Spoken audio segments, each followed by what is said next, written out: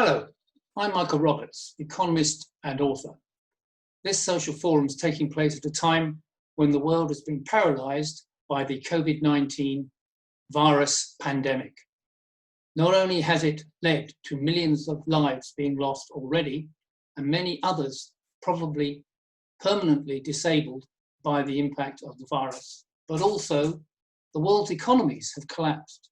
Production is down dramatically across 90% of the world's countries. And there seems to be no end yet or recovery sufficient to see people getting their jobs back.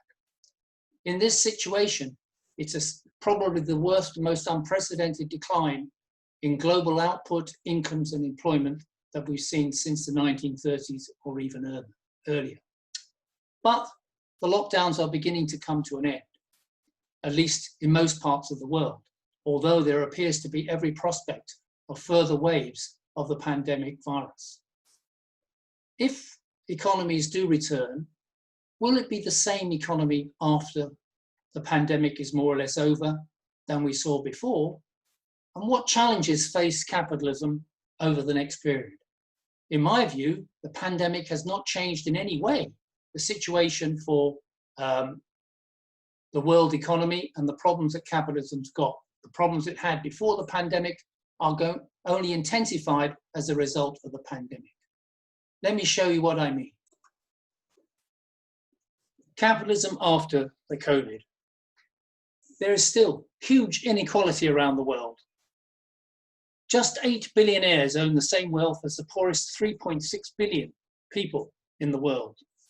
The richest 1% in the world have more than twice as much wealth as 6.9 billion people in the world. There is no change in that inequality. It has only got bigger as a result of the gains and profits have made by the big tech companies around the world and the billionaires who lead them and own them. While huge numbers of people now becoming unemployed with their wages lost permanently and losing also most of their savings. Inequality is going to be much higher after the end of this pandemic. There's no end to the poverty. Recently, UN Poverty Rapporteur Philip Alston pointed out that there are 3.4 billion people, more about half the world, who live on less than $5.50 a day. And that number has barely declined since 1990. And while the UN and other world leaders have messages about victory over poverty, the truth is that the facts show there's hardly any change and that the international poverty targets are not being met in any way. And that is because, says Alston, an ever greater reliance on the private sector has meant that really multinational companies and investors have got profits out of the process from public coffers, while poor communities are neglected and underserved. More than 90% of deaths are in the poorest countries in the world. 55% of the world's population has no access to social protection at the moment.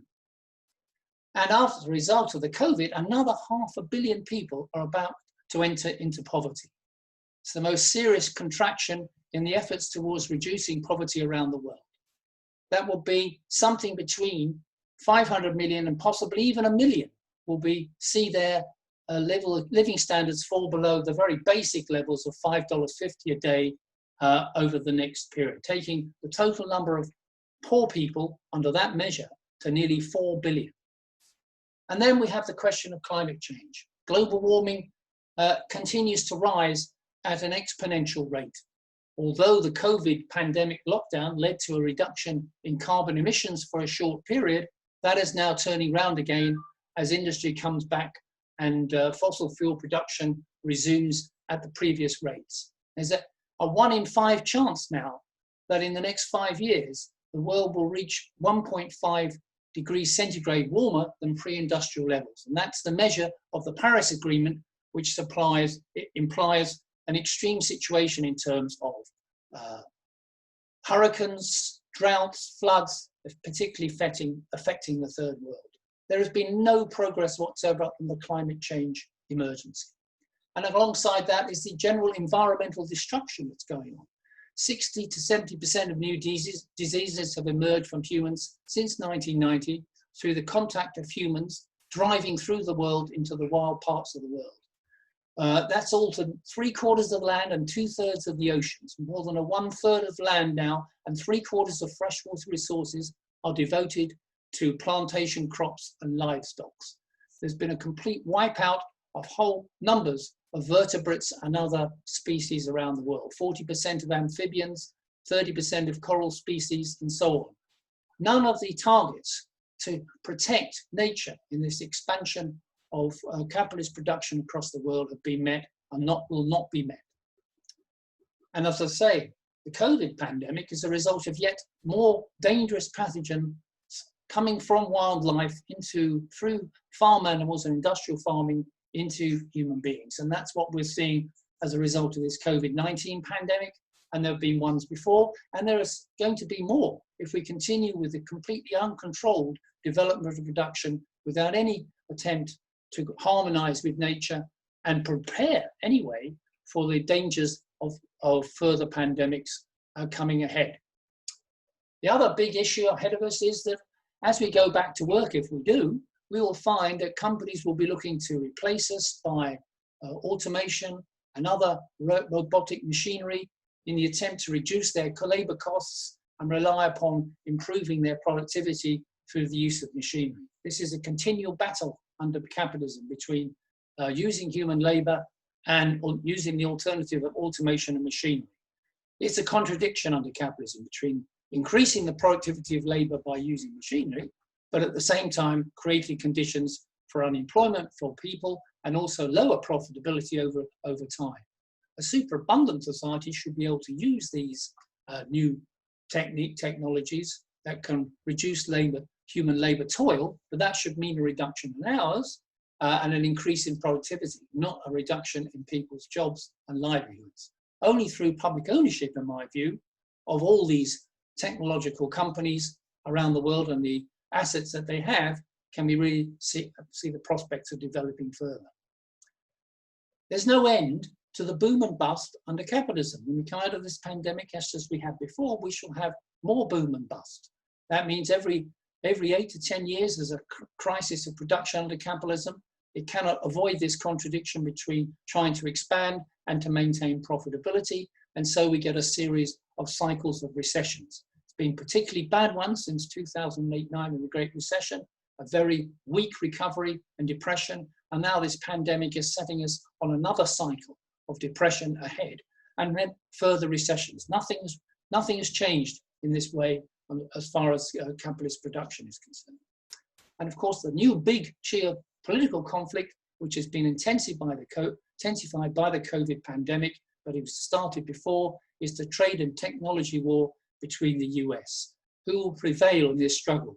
The old imperialist power, the US, is determined to curb and crush the growth of Chinese technology and trade as it sees it as a major rival to its control over the world economy in the 21st century. This battle is going to intensify over the next decade as we come out of the pandemic with all the consequences that could follow from that. The UN General Secretary said recently, that's Antonio Guterres, that the world is at breaking point. He said that what the pandemic has revealed is the fallacies and falsehoods everywhere. The lie that free markets can deliver healthcare for all. The fiction that unpaid care work is not work. The delusion that we live in a post-racial world. The myth that we're all in the same boat. And now it's time, he says, for global leaders to decide, will we succumb to chaos, division and inequality, or will we right the wrongs of the past and move forward together for the good of all? I think we know the answer as far as our present leaders in the world and the structure we have now. That means that the labour movement and bodies like Social Forum can discuss this, how we go about resetting the economy after the pandemic. We need a global plan for full employment with jobs for all at a living wage, and that those who are unable to work should also not suffer as a result of their inability or their age. We need public investment in infrastructure, and particularly in public services like health, education and housing.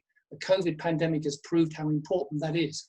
And that should really be at the point of use. That means investment in those areas and taxation to enable those particular areas of public services to become free. Investment we need is got to be in harmony with nature and the planet. We need to phase out the fossil fuel industry, close down and reduce unproductive investments like in cigarettes, tobacco, and of course the military.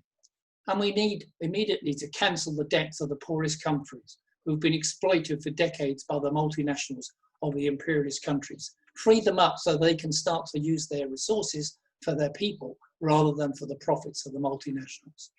And end the taxations for the rich and powerful who suck up their profits out of our people's labour, hide them in various havens around the world, and with the connivance of banks and financial institutions. We need to end those tax havens and introduce proper progressive taxation to reduce inequality.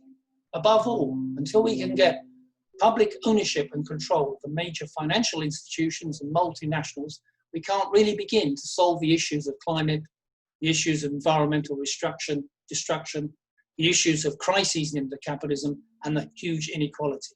Only then can the world be planned through democratic organizations for social objectives, not for the profit of the few owners of capital. That seems to me the task of this social forum discussion.